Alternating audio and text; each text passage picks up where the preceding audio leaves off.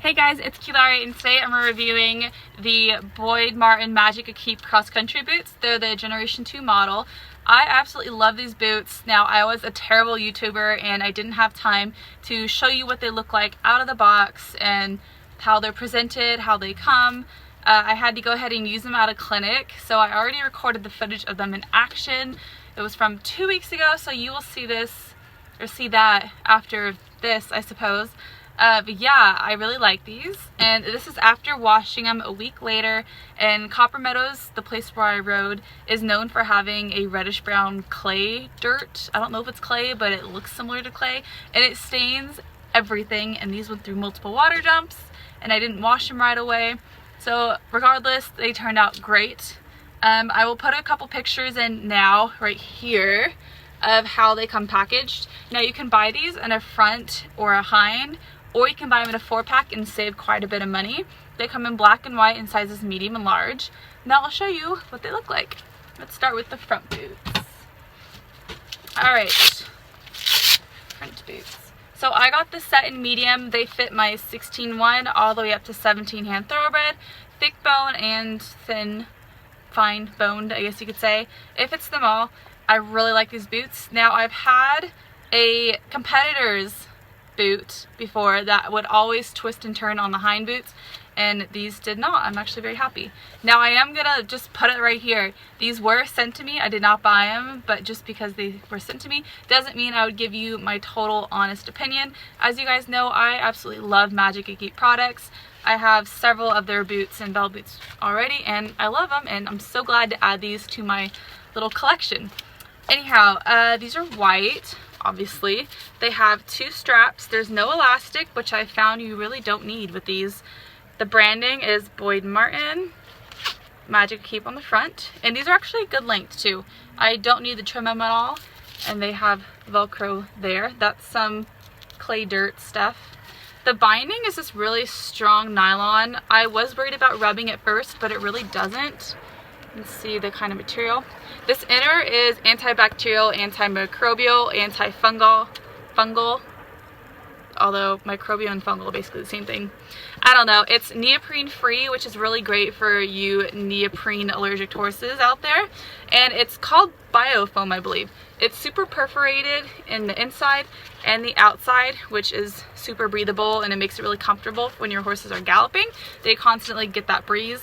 They do not hold any water on course. They clean up really well, as you can see, for me not washing them immediately in red dirt. What I really like about these boots is how they're naturally shaped on the leg. Because they're already pre-molded, it prevents any of the lining from bunching and creasing. I don't know if you guys know what I'm talking about, but sometimes when you have a boot that's completely flat and then you put it around the horse, you get these creases in it from excess material. You don't have that problem here. They are super grippy. It's super non-slip, so you don't have that twisting, and they stay up pretty well too, even if they take a beating. The front boots will have a strike guard and the hind where the tendons are. So this is a right front. So this will have the tendon guard in the back. Now, the one thing I really like about these tendon guards they use, they're called P-backs material. I'm pretty sure it's called P-backs technology material. I'm not sure, but what it means is that it's 4-way flexible, and so it maintains pretty flexible. As you can see, I'm bending the guard right there, and it bends 4 ways, so there, there, and there. So it's really cool that I'm not putting something that's super rigid on my horse, but if they were to hit it, it hardens instantly on impact, and then it goes back to being flexible. So it's there when you need it, but not there restricting your horse at all. And I find that really, really helpful. And that is everything. Oh, and they do have a tag that tells you what boots they are, the size, whether or not they're front or hind, and what leg they go on, and then washing instructions. These do say to hand wash. I tried machine washing them, and I mean, they did clean well, but it's hard because they float. So if I want to soak them in OxyClean, you have to put something heavy on them, which I totally forgot to do. So they didn't get that clean. The next time I clean them, they actually will come out brighter white. But that is for another time. All right. And these have 2 straps, and these are the medium pair. Moving on to the hind pair.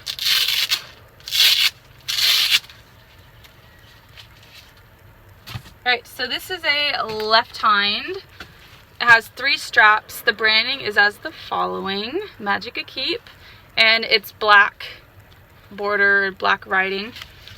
And then you have, it's like a royal color and then red signature, Boyd Martin, and then the US flag. So these are designed very similar to the front, except they're shaped for the back legs. It's the same material, same lining, same everything, just sized for the hind legs. And hind leg boots are always the ones I find really hard to get them to not twist on the horse and to not slip. They always slip on my horse's legs.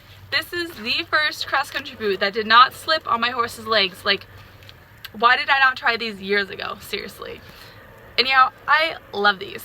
So the only difference really, besides the overall shape, it's a little bit wider, a little bit taller, and the way it's contoured down here, the only difference is the strike guard. So it has the same strike guard as the front boot, but it's in the front of the boot, not the hind. So this tendon guard, or shatter guard, whatever you want to call it, it's not actually over the back tendons, it's on the front of the boot.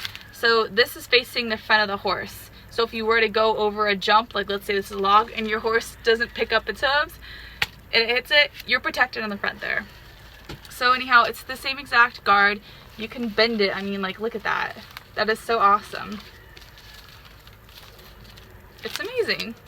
So I absolutely love these boots, and I guess I'll show you what they look like on the horse and how they perform, and I mean how they did on course, how they looked afterwards, and then I'll also show you how I washed them.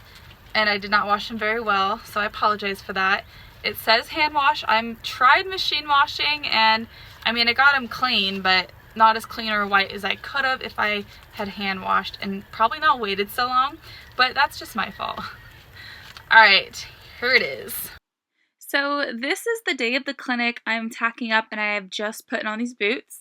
These are the front boots on Mia. Now she is 16-1, and she has fine bone. She typically wears a medium front, large hind, and the Majyk Equipe sport dressage boots. But as I said already, in the cross-country boots, the front legs are the same as the hind legs as far as sizing.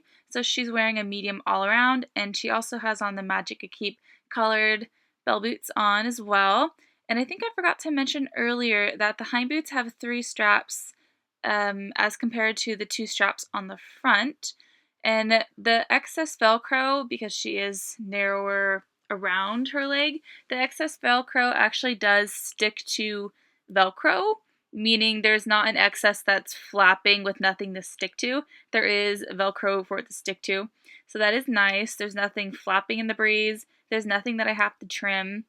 And they overall look really nice, and I'm super happy. Okay, we just finished our hour-and-a-half long cross-country ride. Schooling, clinic, whatever you want to call it. She is sweaty. The flies are driving her crazy. But anyhow, I'll show you how the boots fared. So the boots did really well. They did not twist and they did not slip, despite her having a splint on the inside of this leg. It fit really well. The front boots, great. This is even after going through 2 different water jumps. One was shallow, one was pretty deep. And it's still dried and they're still white. And we'll also do a wash test later. There's one little sticker right here, one right here, but the field had a lot of them in them, so I'm not worried about these. These are the bell boots. She did pull a shoe landing from a down bank. We were 4 fences from being done for the day. But when she did that, she had overreached with the hind left and pulled the front left. And she kind of like, not like celebrated, but she did a weird little... Good job, Mia. She did a weird, like, thing. I'll insert the clip right here.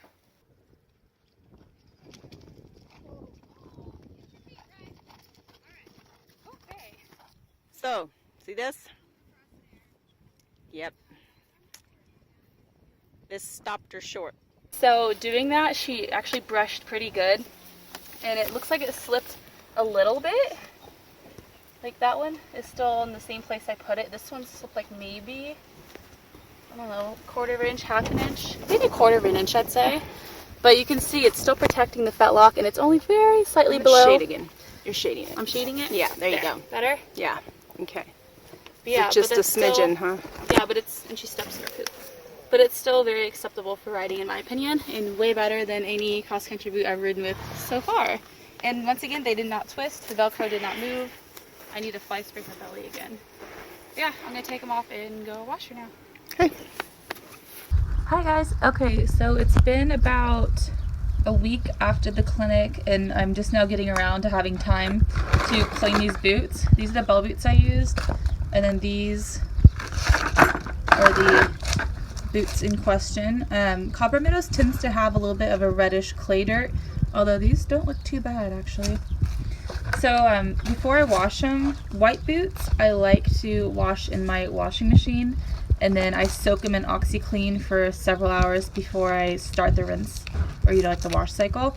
So right now I'm just gonna rinse them with my garden hose to get the main dirt off, then I'm gonna stick them in the washer, and I'll show you that in a second. Alright, so this is my washer. It is actually pretty new, and I'm still learning to figure out how to use it. Anyhow, the pre-soak on this one is only 15 minutes long, and I like to soak it for several hours. So what I'm going to do, let's see, we're just going to go normal, and then I like to wash in cold. I wash all my stuff in cold. Spin, high, soil level, high, heavy. Alright, I always do extra rinse, and then I'm going to go ahead and start it. There's nothing in here right now, it's just going to start filling with water, and then once it's done filling with water, I will pause the cycle, open it up, I'll probably jet more water into it, and then add the boots, add the soap, and then let it soak for hours. Then I will hit the resume button. The reason why I do that instead of just adding, I could jet the water without starting a cycle, but the issue with that is I'll pre-soak it, and then when I go to start the cycle, it'll drain all my water with my soap and everything, and then start the cycle as if nothing happened. So then I lose all my soap basically. So this is why I do it this way. That is how I wash these boots, and you have already seen what they look like after washing, as I showed you in the beginning of the video. Thank you guys for watching. I highly recommend these boots. These are by far the best cross-country boots I have ever seen or used. Highly recommend them. They are superb. Thank you guys for watching, and I'll see you guys later. Bye!